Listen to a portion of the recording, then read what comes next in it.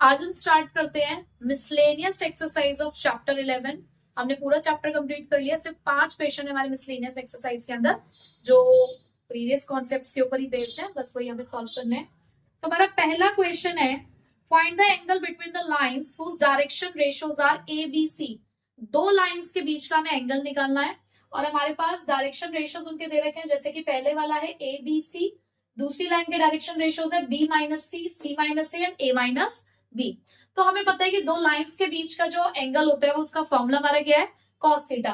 cos theta is equal to a1 a2 plus b1 b2 plus c1 c2 upon में under root के अंदर a1 square plus b1 square plus c1 square और a2 square plus b2 square plus c2 square का under root. तो यहाँ पर a1 b1 c1 क्या है, जो लाइन 1 है उसके डायरेक्शन रेशियोज यानी कि a b c, और a2 b2 c2 क्या है, सेकेंड लाइन के डायरेक्शन रेशियोज यानी कि b माइनस c माइनस ए और a माइनस बी। हमें बस वैल्यूज को पुट करना है, तो करते हैं जरा put. cos theta is equals to a into b minus c plus b into c minus a plus c into a minus b upon में a1 का स्क्वायर यानी कि a square b square plus c square, फिर a2 का square यानी कि b minus C का square, b2 का स्क्वायर यानी कि c माइनस ए का स्क्वायर, c2 का स्क्वायर यानी कि a माइनस बी का स्क्वायर।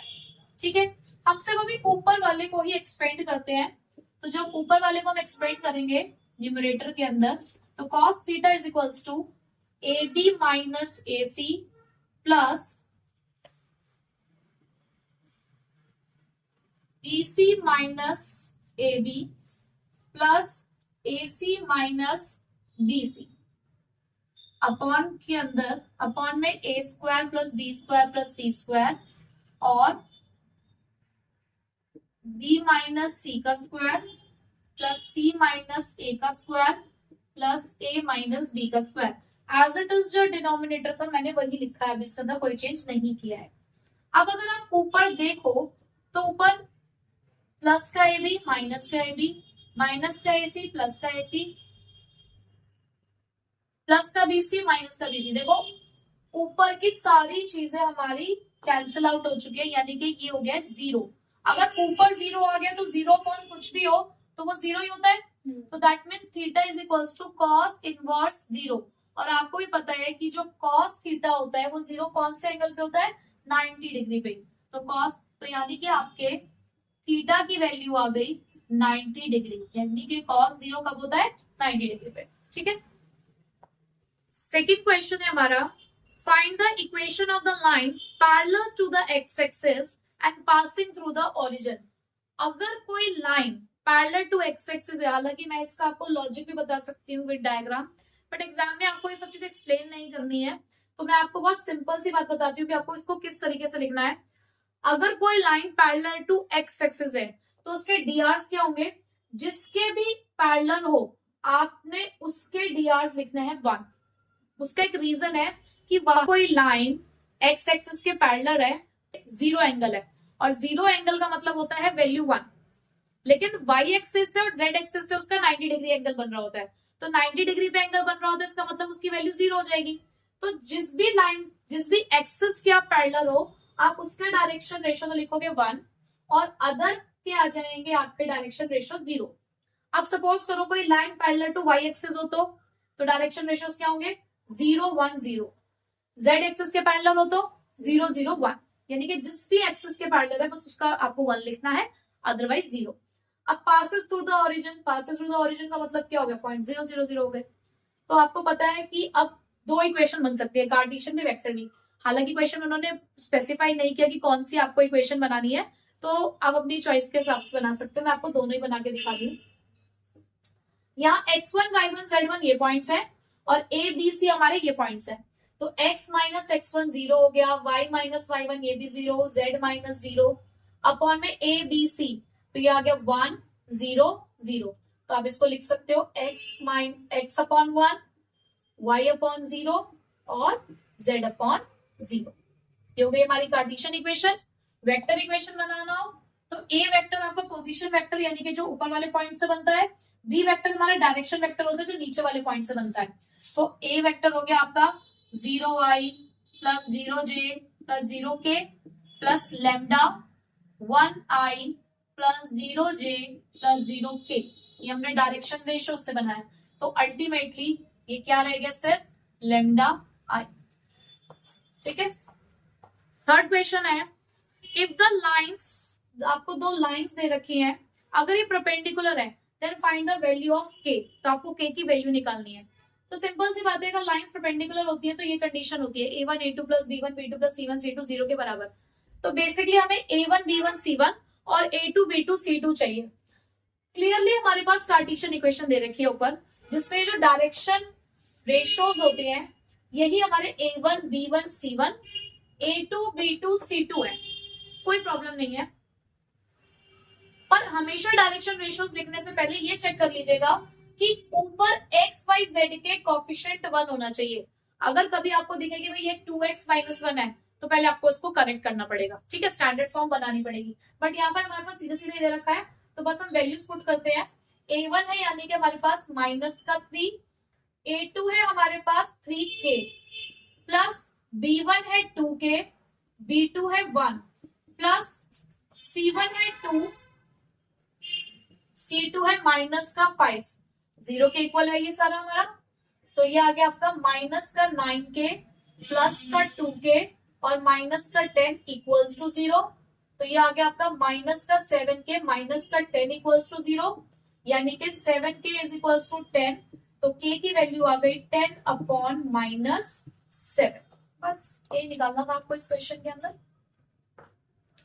फोर्थ क्वेश्चन है हमारे पास, find the shortest distance between the lines. आपको दो लाइंस दे रखे हैं, उसके बीच का शॉर्टेस्ट डिस्टेंस निकालना है। अब आपको पता है शॉर्टेस्ट डिस्टेंस का फॉर्मूला क्या होता है, b1 क्रॉस b2 का dot product a2 minus a1 के साथ अपॉन में b1 क्रॉस b2 का मैग्नीट्यूड। तो पहले हम b1 क्रॉस b2 ही करते हैं। आपको पता है कि वेक्टर इक्वेशन, हमारी जो स्टैंडर्ड वेक्टर इक्वेशन है वो क्या है, r vector is equals to a plus lambda b vector.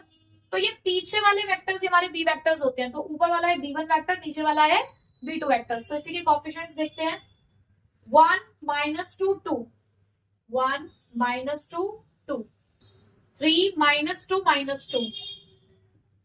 अब हमें सिर्फ डिटर्मिनेंट को इवेलुएट करना है। First row first column height, तो 4 प्लस 4 दिस माइनस दिस होता है, तो ऑलरेडी ये माइनस का है इसलिए माइनस माइनस प्लस हो गया है। Minus j first row second column height, तो -2 -6, फर्स्ट रो थर्ड कॉलम, तो ये हो गया माइनस का 2 प्लस का 6, तो ये आया आपका 8i plus 8j plus 4k। अब इसी का मैग्नीट्यूड निकाल देते हैं। अंडर रूट के अंदर 8 का स्क्वायर 64, अगेन 8 का स्क्वायर 64 प्लस 4 का स्क्वायर 16, तो ये आपका क्या आ गया, अंडर रूट के अंदर 144। और 144 आपको पता है किसका रूट होता है, 12 का। ठीक, अब a2 माइनस a1 यानी कि ये -4 -6 यानी कि माइनस का 10 आए। यहाँ पे j कॉम्पोनेंट ही नहीं है, तो 0 0 -2 माइनस का 2 -1 -2, ये हो गया माइनस का 3k। तो मैंने वैल्यूज पुट कर दी है, सिर्फ हमें डॉट प्रोडक्ट करना है। 8 इंटू -10 -80, 8 इंटू -2 -16, 4 इंटू -3 माइनस का 12।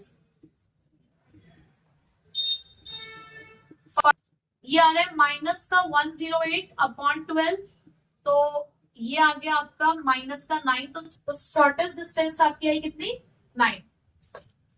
फिफ्थ क्वेश्चन है, find the vector equation of the line passing through the point. एक यही क्वेश्चन इस मिसलेनियस एक्सरसाइज में ऐसा है जो थोड़ा सा इंपॉर्टेंट है, मतलब इंपॉर्टेंट सारे ही क्वेश्चन होते हैं, बट एक होता है ना जिस पर थोड़ा सा ध्यान देके सॉल्व करने की जरूरत है कि जब आप प्रैक्टिस कर रहे हो तो इस क्वेश्चन को जरूर ट्राई करना है फॉर डिफरेंट टाइप। तो इस क्वेश्चन को मैं इंपॉर्टेंट मार्क कर लूंगी। तो देखो जरा क्वेश्चन कंप्लीट करते हैं। Find the vector equation of the line passing through the point. एक ऐसी वेक्टर इक्वेशन बनानी है हमें लाइन की जो इस पॉइंट से तो पास आउट होती हो, ठीक है, पोजीशन वेक्टर मिल चुका है हमें। And perpendicular to the lines, perpendicular वो दो लाइंस के परपेंडिकुलर है, ठीक है। तो बेसिकली हमें अगर हमें वेक्टर इक्वेशन बनानी है तो हमें पता है कि हमारी स्टैंडर्ड वेक्टर इक्वेशन क्या होती है। हमारी वेक्टर इक्वेशन होती है A vector plus lambda B vector. तो ये जो पोजीशन वेक्टर उसके पॉइंट्स तो मिल गए हैं, बट ये जो डायरेक्शन वेक्टर होता है इसके डायरेक्शन रेशियोज हमें चाहिए होते हैं। उसके लिए पहले मुझे इन दो पॉइंट्स, इन दो लाइंस का इस्तेमाल करना पड़ेगा। कैसे करेंगे? देखो हमने ये पढ़ा है कि जब भी दो लाइंस परपेंडिकुलर होती हैं तो ये इक्वेशन सेटिस्फाई होनी चाहिए। a1 a2 plus b1 b2 plus c1 c2 is equals to 0। ठीक है, ये हमें सेटिस्फाई करनी है। तो मैं मान लेती हूं let the direction ratios of given line, यानी कि जिस लाइन की हमें वेक्टर इक्वेशन बनानी है उसके डायरेक्शन रेशियोज हैं a b और c। तो हम बनाते हैं इक्वेशन इसमें पुट करके a इंटू 3 यानी कि 3a plus b into minus 16, तो ये क्या हो जाएगा आपका माइनस का 16b, फिर c इंटू 7 यानी कि प्लस का 7c equals to 0। This is equation number 1। ये हो गई आपकी इक्वेशन नंबर 1। अब सेकेंड इक्वेशन बनाते हैं इस वाली लाइन से, 3 into a again plus b into 8 यानी कि 8b plus minus 5 into c यानी कि माइनस का 5c। This is equation number 2। अब बेसिकली मुझे एबीसी की वैल्यू चाहिए। अब भाई एबीसी की वैल्यू निकालने के लिए आपके पास बहुत सारे मेथड है। मैं यहाँ पर आपको क्रॉस मल्टीप्लीकेशन मेथड से सिखा रही हूँ क्योंकि 3 वेरिएबल्स है हमारे पास। आपको सीखा होगा अपने 10th क्लास में इस तरीके के क्वेश्चन को सॉल्व करना। तो वो क्या करते हैं, जैसे कि हमें a की वैल्यू निकालनी है तो a के कोफिशिएंट्स नहीं देखने हैं। सबसे पहले हम देखेंगे किसके, हमने देखना है b के कोफिशिएंट्स। तो क्या है -16 और 8, फिर c के कोफिशिएंट 7 और माइनस का 5। a के कोफिशिएंट है ना, a लिखा है तो a के कोफिशिएंट से लिखना है, b और c के लिखना है। अब जब ये कंटिन्यूएशन में आपको यहाँ पे लिखना है 7 माइनस 5। अब हमने c के लिख दिए, b के अपॉन में लिख रहे हो तो किसके लिखना है, a के, यानी कि 3 और 3। इसी तरीके से जब c के अपॉन में लिखोगे तो a वाले ये कंटिन्यूएशन में लिखो, a के लिख चुके हो तो अब किसके लिखोगे, b के, -16 और 8। ठीक है, अब क्योंकि ये क्रॉस मल्टीप्लीकेशन मेथड है तो आपको इनको क्रॉस मल्टीप्लाई करना है इस तरीके से। तो आप लिखेंगे a अपॉन में -16 इंटू -5 यानी कि 80, 8 into 7 56 is equals to b, 7 into 3 21, minus का साइन बीच में होता है 5 इंटू 3, माइनस का साइन बीच में और ये भी -15 बन रहा है तो ये हो गया प्लस का 15 is equals to c, 8 into 3 24, again ये प्लस का 48। तो ये हो गया a अपॉन में 24 36 72, ये हो गया आपका a अपॉन में 24, b अपॉन में 36 और c अपॉन में 72। ठीक है, आपको अब इसको इक्वल्स टू में रखना है के पी, कोई भी आप अल्फाबेट यहाँ पर रिज्यूम कर सकते हो।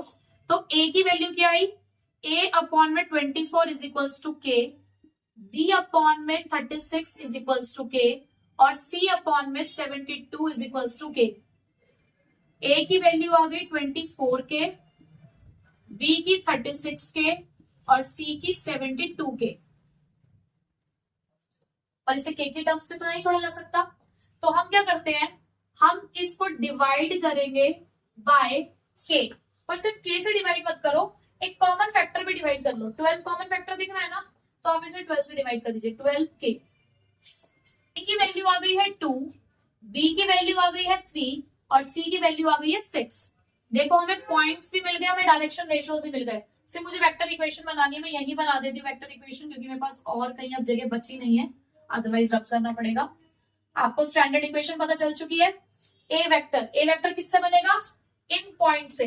ठीक है, तो इन पॉइंट से अगर आप वेक्टर बनाएंगे क्या आएगा आपका आई, बस आई जे के लगा दो इसके आगे, I plus 2j minus 4k plus lambda, ये ए बी सी के आगे आपको आई जे के लगाना है, 2i plus 3j plus 6k। ये बन गई हमारी वेक्टर इक्वेशन।